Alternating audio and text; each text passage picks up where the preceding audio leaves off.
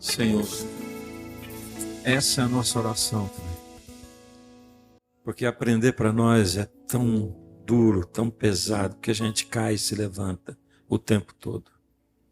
Mas também, Pai, é uma experiência viva com o Senhor, porque só o Senhor é capaz de nos levantar de novo.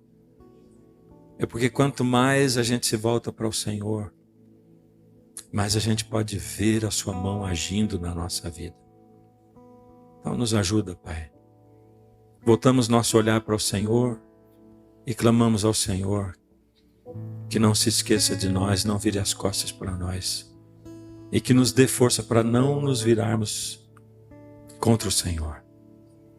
Toma nossa vida nas suas mãos, por favor, e nos dá força para entregar em nome de Jesus. Amém, Senhor. Amém.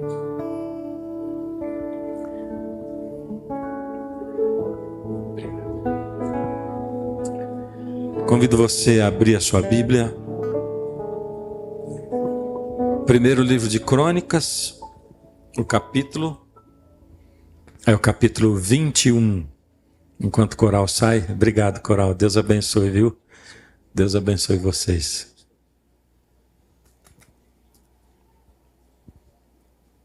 O verso 1 em diante diz assim.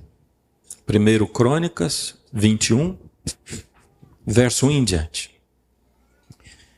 Então Satanás se levantou contra Israel e incitou a Davi a levantar o censo de Israel. Disse Davi a Joabe e aos chefes do povo: Ide levantai o censo de Israel desde Berseba até Dan, e trazei-me a apuração para que eu saiba o seu número. Então disse Joabe: Multiplique o Senhor teu Deus a este povo 100 vezes mais. Porventura, ó rei meu senhor, não são todos servos de meu senhor? Por que requer isso o meu senhor? Por que trazer assim culpa sobre Israel? Porém a palavra do rei prevaleceu contra Joabe. Pelo que saiu Joabe e percorreu todo Israel, então voltou para Jerusalém.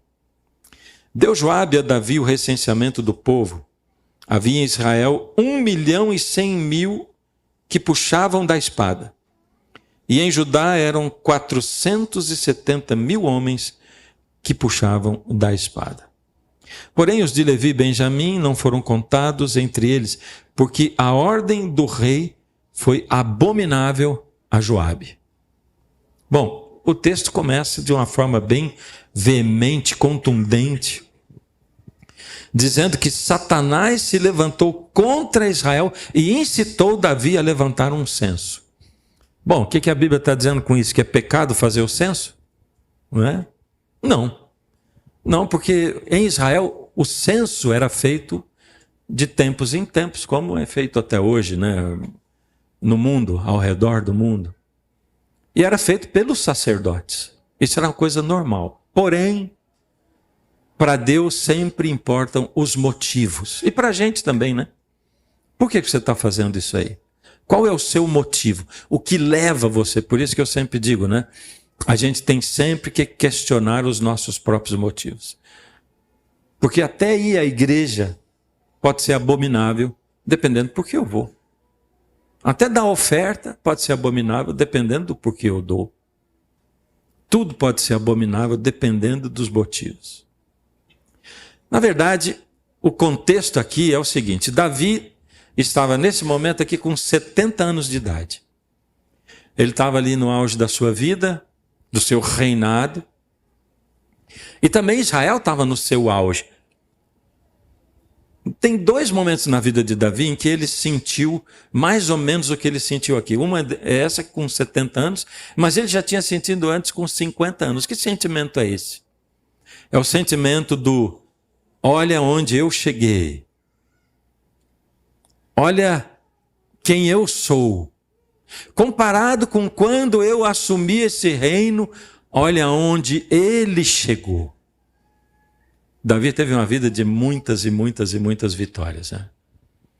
E ele era chegado a Deus. Cada batalha, cada guerra na qual ele entrava, ele nunca entrava sem antes consultar o profeta, para que o profeta consultasse Deus e ele dissesse: devo entrar ou não devo entrar? Devo ir à batalha ou não devo ir à batalha? Sempre, sempre buscando Deus. E é uma bênção quando a gente faz isso na vida da gente, né? Em coisas grandes, em coisas pequenas também. De repente, a gente se pega até perguntando para Deus em coisas simples. Isso é maravilhoso. Faz de Deus o nosso amigo, nosso companheiro. Faz de Deus um ser que existe e que caminha com a gente o tempo todo, né? Porém, dessa vez, Davi não consultou Deus em nada. Ele simplesmente mandou levantar o censo para seu próprio orgulho. Orgulho.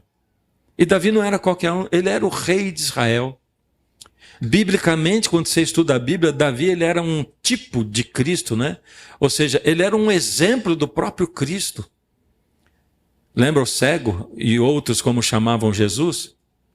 Jesus, filho de Davi, né? Davi era a referência, o maior de todos os reis de Israel. E Davi levanta o censo para o seu próprio orgulho. O orgulho de Davi fez com que o próprio povo dele se orgulhasse. Eu acabei de me lembrar de uma cena muito interessante, né? Anos e anos e anos atrás eu estava viajando com esse quarteto aqui, que é o Jurassic Quarteto hoje em dia, naquela época não era, né? Naquela época era um quarteto de garotos, né? A gente tinha 25 anos, né? E aí a gente viajando e tal, e fomos a um estado do Brasil aí, que eu não vou dizer qual estado que é, né? E aí disseram, olha, tem aqui um deputado que quer levar vocês para um jantar, né? Beleza. Fizemos o culto e fomos para o jantar e tal. E aquele homem falava tanto dele, mas tanto dele, tanto dele. Porque quando nós assumimos aqui, era assim e hoje é assim. Porque nós isso, nós aquilo. E no meio de tudo, assim, depois de uma meia hora ouvindo os feitos dele, ele diz assim, olha, eu estou falando isso, mas não sou orgulhoso. Meu filho sabe que eu sou humilde. Sou ou não sou humilde, filho? É, pai, o senhor é humilde, tá? Foi uma cena, assim, um momento, né? E ele envolvia o filho dele no orgulho dele. Aqui é assim, olha, o povo de Israel ficou envolvido no orgulho do rei.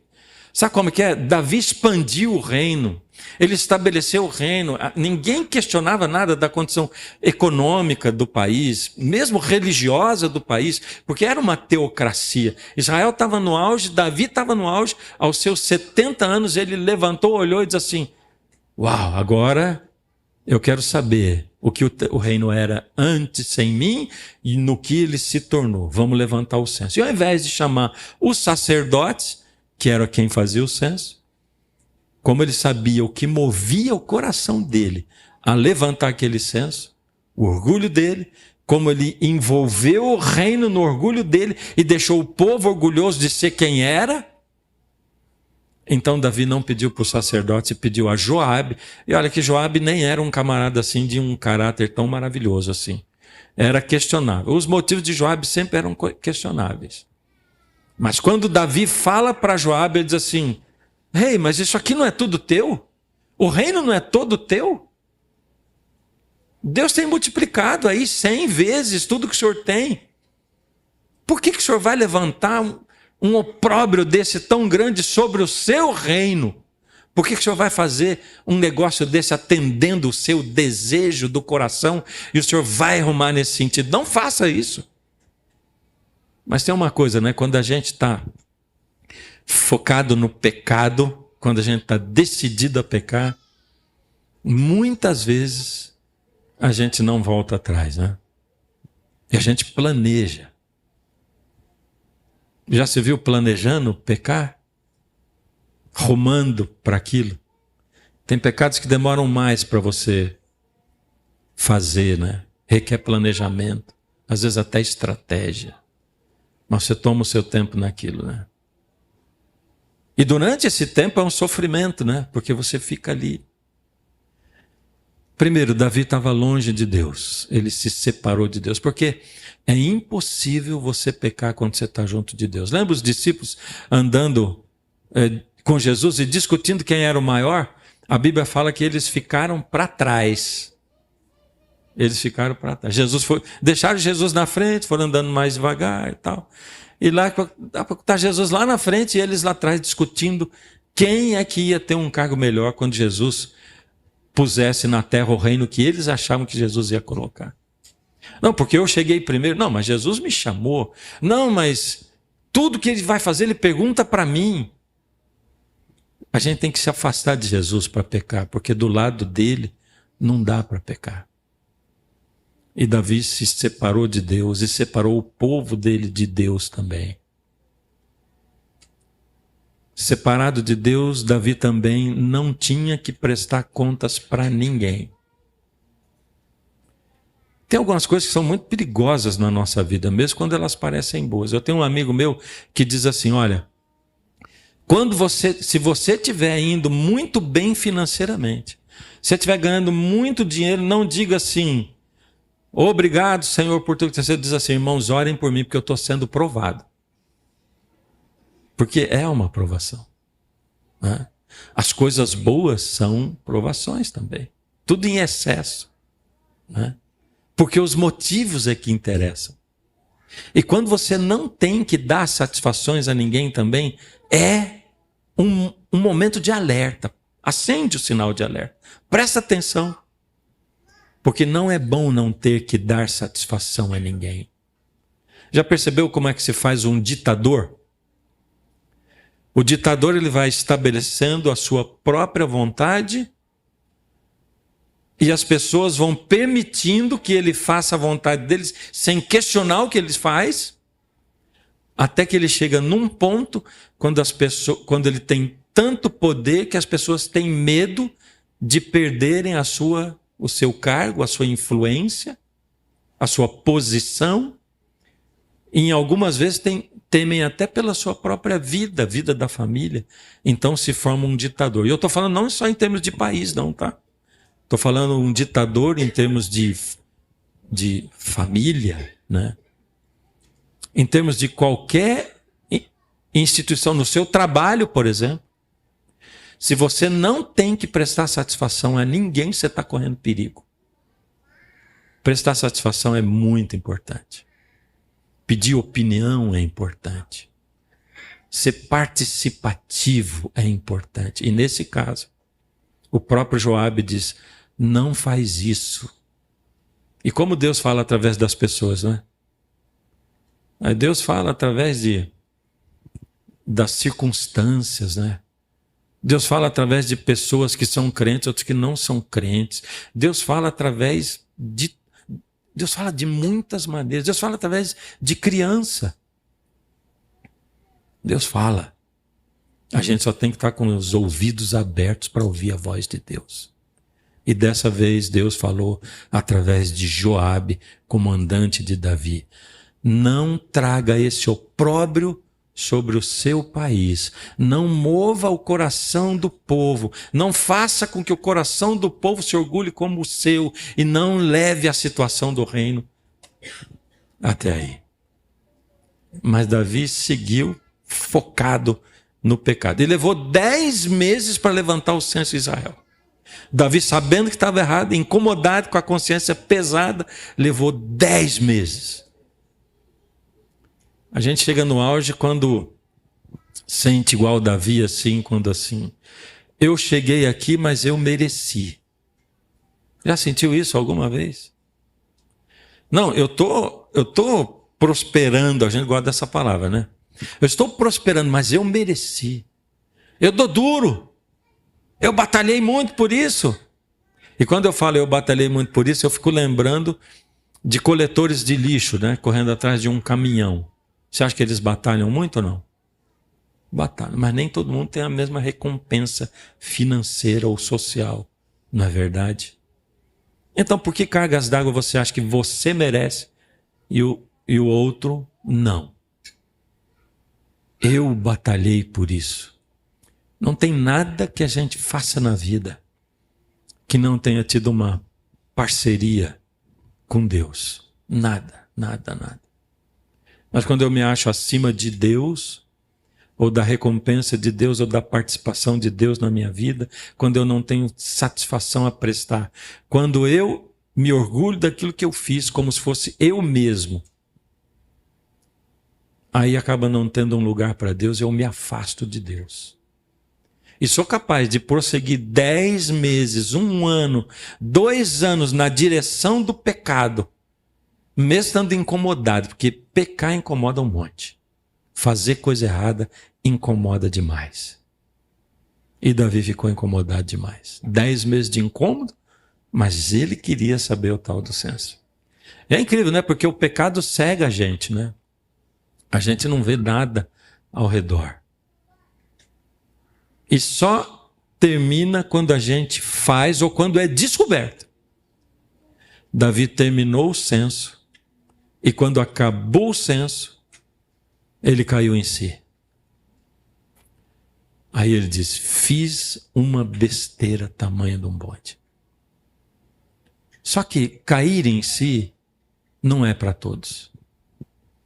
Embora Deus ele valorize muito a gente pelas nossas intenções, embora Deus valorize muito a gente quando a gente está ao lado dele, quando a gente se afasta dele, ele valoriza muito o cair em si. E é por isso que quando Jesus contou a parábola do filho pródigo, ele usou exatamente esse termo aí, lembra? O filho se acha escravo, sai para ser livre, exercendo a tal liberdade dele, ele afunda, aí ele vê que ele se tornou escravo mesmo do pecado, aí ele pensa nos escravos do pai e diz assim, eles estão lá em cima, eu estou aqui embaixo.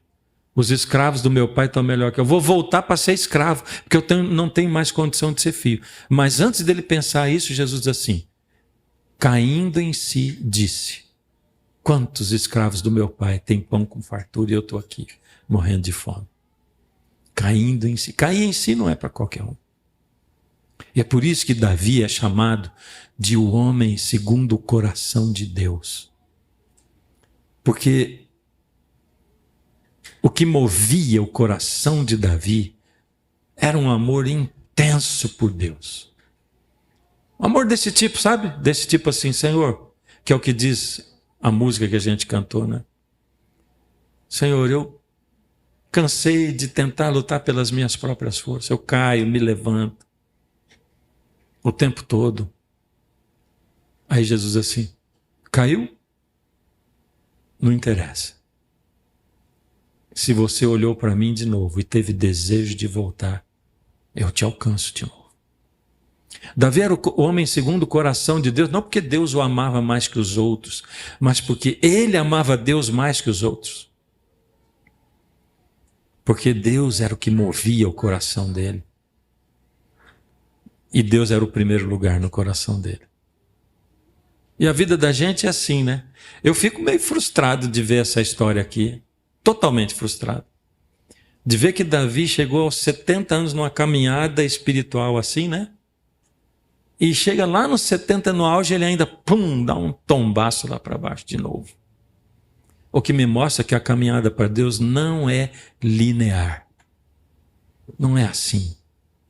Nenhum ser humano tem uma escalada linear. Sempre. E é por isso que para Deus é tão importante cair em si. É quando você cede ao chamado, ao apelo do Espírito Santo, está dizendo assim, volta para mim. Olha aqui, presta atenção nisso. Volta. E aí você põe a mão e diz assim, o que eu estou fazendo aqui sem Deus? O que eu estou fazendo? Romando no sentido do que eu escolhi, as minhas vontades. O que eu estou fazendo achando que eu sou senhor das minhas coisas? Que eu cheguei aqui por minha conta? O que eu estou achando? Caindo em si. Interessante, né? Que o filho pródigo, ele caiu em si quando ele estava no fundo do poço. E Davi caiu quando ele estava no fundo do poço. Entendeu? Porque às vezes o fundo do poço é a pobreza e às vezes o fundo do poço é a extrema riqueza. O fundo do poço às vezes é ir na miséria e o fundo do poço às vezes é na bonança, quando você está abastado. E essa é a situação do cristianismo no tempo que a gente vive, e o próprio Jesus descreve como sendo: rico sou e de nada tenho falta. Por conta disso, a palavra diz assim, verso 7. Tudo isso desagradou a Deus, pelo que feriu a Israel. Então disse Davi a Deus: muito pequei em fazer tal coisa, porém agora peço-te que perdoes a iniquidade do teu servo, porque procedi muito loucamente. Falou, pois, o Senhor a Gade, o profeta, dizendo: vai e dize a Davi, assim diz o Senhor, 3 coisas te ofereço. Deus oferecendo para Davi.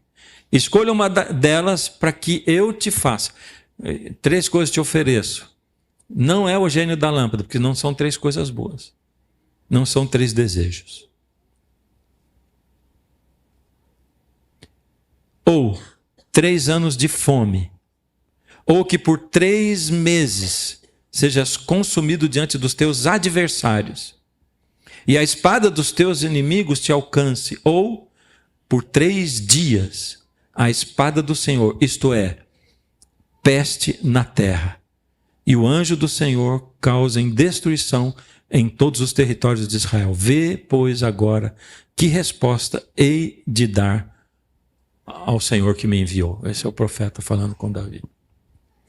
E quando a gente olha para isso, a gente fala assim, uau, mas que negócio meio, né? Que castigo. Já castigou seu filho alguma vez?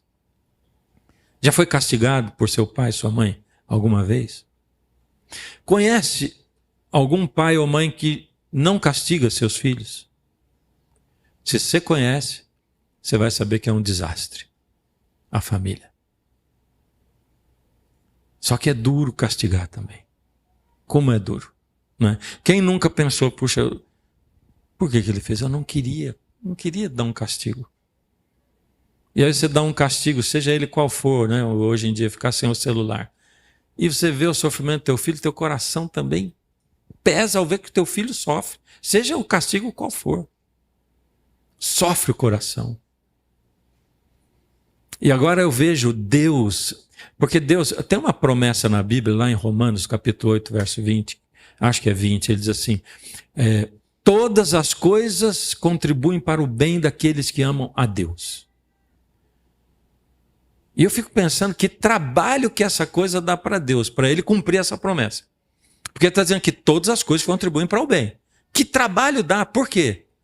Porque a vontade de Deus e a ação de Deus, de certa forma, estão limitadas ou gravitam em torno de junto com outras coisas, como, por exemplo, a vontade do ser humano. Deus não pode fazer só a vontade dele no mundo, porque tem a vontade do ser humano. Tem a sua vontade. O Davi teve a vontade dele. Mas também tem a vontade dos outros. No caso do povo de Israel, tinha a vontade do governante deles, que ia influenciar sobre eles. E a vontade dos nossos governantes, dos seus parentes, a vontade dos seus filhos, a vontade dos outros seres humanos ou de um outro ser humano que escolheu passar a noite toda bebendo e pegou um carro na madrugada e que foi e atropelou teu filho. E eu fico pensando, que trabalho é esse de Deus de fazer cumprir a promessa dele quando diz assim, todas as coisas contribuem para o bem daqueles que amam a Deus. E a gente até estudou uma série atrás aí, o que é esse bem? O que é esse bem? E o bem não quer dizer que eu vou ser sempre liberto da doença, ou da morte, ou das consequências, ou do castigo que me ensina. Mas a promessa de Deus para o nosso tempo assim, ser fiel até a morte e dar-te-ei a coroa da vida. Não esquece dessa promessa. Quando você estiver vivendo no teu dia a dia, lembra disso. O mesmo Deus que diz assim, todas as coisas cooperam para o bem, ele está pensando na tua coroa da vida, ele está pensando na recompensa eterna que você vai receber. Porque nessa vida vai ser assim. Você vai estar vivendo sob a tua vontade, as consequências da tua vontade, as consequências da vontade de todas as outras pessoas que gravitam ao redor de você, a consequência da vontade de governantes, de pessoas loucas, a consequência também da vontade de Deus, que tem que respeitar as outras vontades. Mas Deus diz assim, ser fiel até a morte, porque você vai passar pela morte. E eu vou dar para você a coroa da vida. Então agora a vontade de Deus estava no limite da justiça de Deus. E Davi falou assim, eu não quero ser perseguido por nenhum ser humano. Eu prefiro um castigo direto da sua mão. E foram os 3 dias de peste em Israel. Foi um negócio tão forte que 70 mil pessoas morreram ali. E no 3º dia, Davi não aguentava mais, porque o culpado era ele, né? Você já tomou alguma decisão que prejudicou sua família? Ser pai não é uma coisa fácil, viu? Ser mãe. Porque primeiro quando você é filho, é bem fácil quando você é filho, é muito fácil julgar seus pais, dizer, poxa, meu pai e minha mãe fizeram isso, meu pai e minha mãe fizeram aquilo, meu pai e minha mãe fizeram aquilo outro. Eu tenho esse problema porque eu sofri isso quando era criança. E não pensa que isso é privilégio seu sentir isso, sabe? Porque todo ser humano pensa assim, porque eu sou assim porque eu tenho esses traumas. Todo mundo tem trauma. Todo mundo tem. Agora, quando você é pai e mãe, e aí você vai vendo seus filhos crescerem, e você atuando, você olha e diz assim, quantas coisas eu faria diferente? Eu corrigiria isso, mas se você tivesse a chance de novo, você faria isso diferente, faria outras coisas erradas, aonde você não errou. Porque é assim que a gente cria filho. A gente cria acertando e errando. E é por isso que a decisão de um governante, olha, quanto mais poder a gente tem na mão, maior responsabilidade, né? Maior responsabilidade. E aí, o coração de Davi no 3º dia estava mais moído do que nos 10 meses de censo. E quando chegou no fim dos 3 dias, Davi diz, para, Senhor. A palavra diz que ele viu o anjo do Senhor, Deus abriu esse véu que separa essa vida do mundo espiritual. Ele viu o anjo do Senhor parado em cima, perto de Jerusalém, porque ainda não havia praga chegado a Jerusalém, e estava em cima da eira de Ornã. Ornã era um servo de Davi, um cidadão do reino. A eira onde ele malhava o trigo, ele estava com os 4 filhos dele ali, malhando trigo, trabalhando. Ornã não sabia de nada o que estava acontecendo nos bastidores do reino. Ele olhava para tudo aquilo e não imaginava por que estava acontecendo tudo aquilo. E o rei chega, que honra receber o rei na minha casa. Você já foi elogiado por alguém que olha para você, puxa, você é isso, você sabe que você não é isso tudo, né? A gente sente, mas tem uma hora que se elogiar muito, você vai sentindo até mal, né? Meu Deus, dá quase que vontade de falar todo. Peraí, ó, eu tenho esse defeito, esse, né? E o Ornã se inclinou diante do rei, rei e tal, e Davi diz assim, eu vim aqui porque Deus me falou para eu oferecer um sacrifício aqui na tua eira. Aliás, Deus me falou para eu comprar a tua eira para eu oferecer o sacrifício. E eu estou obedecendo a voz de Deus para que cesse essa praga que está acontecendo. E o Ornã falou, majestade, pode pegar isso aqui, é teu, não precisa pagar nada, eu estou te dando. É incrível que essa eira, ela ficava no Monte Moriá. Pertencia a Ornã, o Monte Moriá, onde Abraão tinha feito um altar para sacrificar o seu filho Isaque. E aonde seria daqui a pouco o templo construído por Salomão. E Davi responde para Ornã o seguinte, ele diz assim,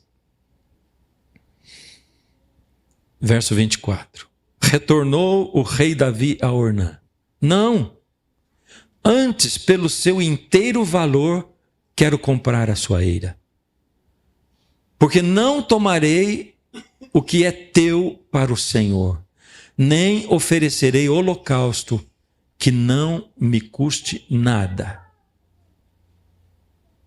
Davi deu a Ornã por aquele lugar a soma de 600 siclos de ouro. Eu estava lendo isso aqui, né? Meditando, e falou no meu coração profundamente isso que Davi falou para Ornã. Ele diz assim, não, eu vou comprar pelo preço que vale, porque eu não vou oferecer para Deus alguma coisa que não me custe nada. E me fez pensar em mim mesmo, sabe? Será que eu estou oferecendo para Deus as sobras? Não me custa nada. A gente ensina nossas crianças desde pequenininhos a dar para Deus o que não custa nada para elas, com boa intenção. E eu tenho certeza que Deus leva em consideração a nossa intenção, mas não deixa de ensinar errado a criança. Sabe quando você faz isso?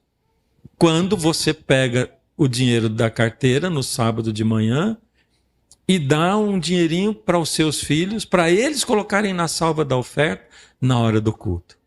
É até bonita a cena, né? Você separando um dinheirinho para a criança colocar, para ela aprender a adorar e tudo. Quanto custou para ela esse dinheiro? Custou nada.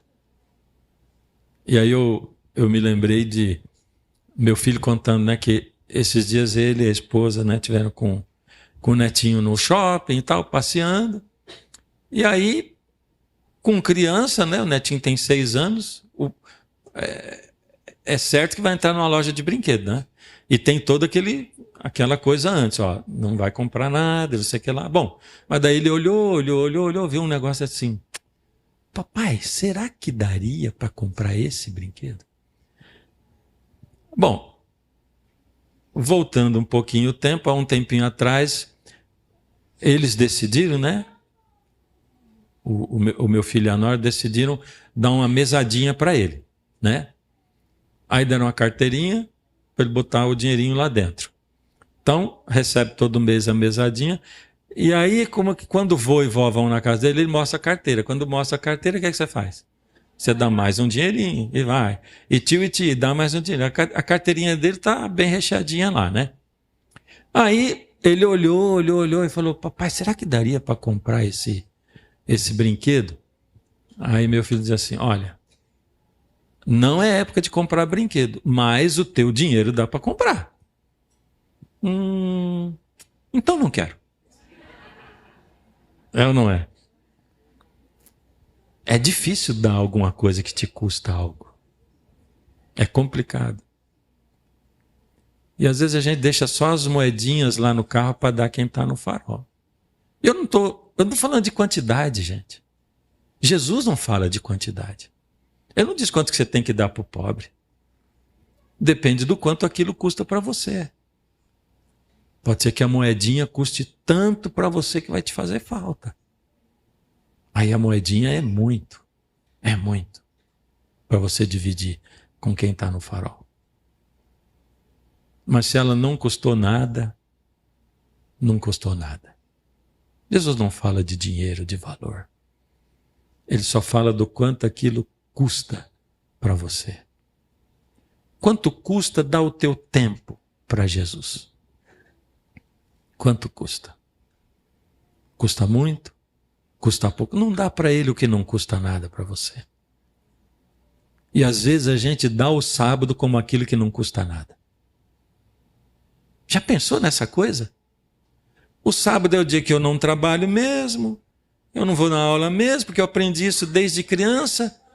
O sábado é o tempo que não me custa nada e que eu dou para Deus, porque já é dele mesmo. Não dá para Deus o que não custa nada. Nem para o teu próximo. Não dá o que não custa nada. E aí eu me lembrei de um amigo, né? Porque Lá, nosso filho e nós estão fazendo isso. Por que a mesadinha? Para ensinar, né? Olha, vai tirar isso aqui.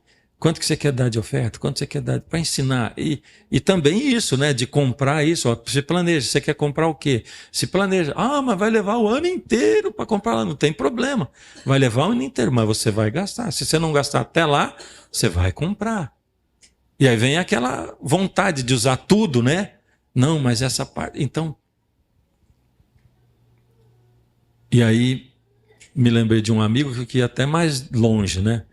Quando as meninas fizeram lá seus 13, 14, 15 anos, ele decidiu dar uma mesada que incluía alguns gastos que elas davam para ele normalmente. Então, por exemplo, a gente usa tal perfume, a gente usa tal make-up, a gente usa tal isso e tal aquilo, a gente compra um sapato de tanto em tanto tempo. Ele fez todas essas contas e botou na mesada delas. A mesada ficou mais cheinha, né? Uau, vou ganhar tudo isso? Mas agora vocês vão ter despesa também. Então vocês vão comprar o sapato de vocês, vocês vão comprar o perfume de vocês, vocês vão comprar, porque inclui isso. E aí tira aquela noção que os filhos têm, né? Me lembro do meu menino mais novo, um dia dizendo, pai, eu compra tal coisa, eu digo, não tem dinheiro, filho. Ué, vai lá no banco. É o que a criança pensa, né? O banco é aquele lugar que está lá sempre. A maquininha, né? Você vai lá, digita, põe o cartão, sai um monte de dinheiro. Que maquininha legal aquela, né? Podia ter uma na casa de cada um. A gente fica com essa impressão, né? Então, para educar, então você vai dar daquilo que você tem, do que é seu. Não dá para Deus e que não te custa nada. Dá do seu tempo o melhor. Eu não sei qual é o seu melhor. Assim como Deus não estabelece lá a quantia, Ele não estabelece também qual é o melhor do teu tempo, porque às vezes a gente fica nessa, né? Eu tenho que dar a madrugada, a primeira hora do dia. Se essa é a melhor hora para você. Se não for, não vai dar essa hora para Ele. Se o melhor horário para você é o de noite, dá esse horário para Ele. Entende? Eu me lembro de uma mulher, uma vez, esposa de um médico amigo meu. Numa época tinha uma ênfase muito grande aí, geral na igreja, né? Sobre comunhão e tudo. E aí um ou outro acaba falando, a gente acaba pregando e falando algumas expressões que às vezes você não pensa no que aquilo vai resultar, né? Mas ela tinha ouvido alguém falar que a primeira parte do teu corpo que tem que encostar no chão de manhã quando você acorda é o teu joelho. Quando você acorda de manhã, a primeira parte do teu corpo que deve tocar no chão é o teu joelho. Ou seja, você já orar logo de cara. E ela ligou para mim, conversando e tal, e ela começou a chorar. Pastor, eu não consigo orar, que orar seja a primeira coisa que eu faço. Porque quando eu faço isso, eu durmo, pastor. E ela estava chorando, frustrada, né? Era uma pessoa instruída, mas quem disse para você que a primeira parte do teu corpo tem que ser o joelho, encostar no chão? Se essa for a melhor parte do teu tempo, você faz isso. Senão você procura qual é a melhor parte do teu tempo. Porque para um vai ser a madrugada, o outro vai ser um suplício a madrugada. E não vai conseguir estar com Deus. Davi comprou a eira de Ornã. Ofereceu o sacrifício lá. E depois o templo de Salomão foi construído naquele lugar. Sabe, Deus chama a gente para reconhecer quem Ele é na nossa vida. Para dar o maior espaço possível para Ele agir segundo a vontade dEle. Por isso que é tão importante dizer, Senhor, que seja feita a Tua vontade, assim na terra como nos céus. Senhor, eu estou orando porque eu oro para Deus, eu oro assim, Senhor, na minha vida, na vida dos meus filhos, do meu filho esse, da minha nora essa, do meu filho esse, minha nora essa, do meu filho esse, na vida da minha esposa, eu oro ao Senhor, peço ao Senhor, que nada nesse universo, nem poderes humanos e nem poderes espirituais, impeçam o Senhor de fazer a sua vontade na nossa vida. Faz a sua vontade nessa igreja, Senhor, apesar da minha vontade. Faz a sua vontade na minha vida, na vida dos meus. Faz a sua vontade nesse país, Senhor. Faz a sua vontade nesse mundo, que nenhum poder humano ou sobrenatural impeça ao Senhor de fazer a sua vontade. E que a vontade do Senhor seja feita. Que Ele faça a sua vontade na minha vida e na sua também. Deus nos chama hoje a reconhecer quem Ele é na nossa vida. A reconhecer quem nós somos. Quando estamos com Deus e quando estamos sem Deus. E quando a gente se desvia, Ele está dizendo, caia em si e volte. Nunca vai ser impossível voltar. A volta sempre vai ser boa. E quando Ele contou a parábola do filho pródigo, Ele diz assim, vinha ele ainda longe, quando o pai o avistou. E correndo, o abraçou e o beijou. Vou estar sempre esperando você voltar. Sempre. A volta vai ser sempre bem-vinda. Qual é a sua decisão? Qual é o seu sentimento? Qual é o seu desejo? A sua vontade? Seja ela qual for, coloca debaixo da vontade de Deus. Fecha os olhos. Deus amado. Obrigado, Senhor, por esse momento aqui juntos. Porque a gente pôde louvar o seu nome. Porque nós paramos um pouquinho com todas as coisas loucas desse mundo para ouvir a sua voz falando conosco. Obrigado porque o Senhor nunca desiste de nós, nem vira as costas. E mesmo quando a gente cai e se afasta, ainda assim o Senhor está lá para nos trazer de volta. Obrigado porque quando o Senhor aplica a sua justiça, ela é feita com misericórdia e ela visa que a gente ganhe a coroa da vida, Pai. Nos ajuda, Pai, a confiar no Senhor, a ter fé, porque a nossa fé fraqueja muitas vezes. E nos ajuda a entregar tudo nas Tuas mãos. Em nome de Jesus nós oramos. Amém.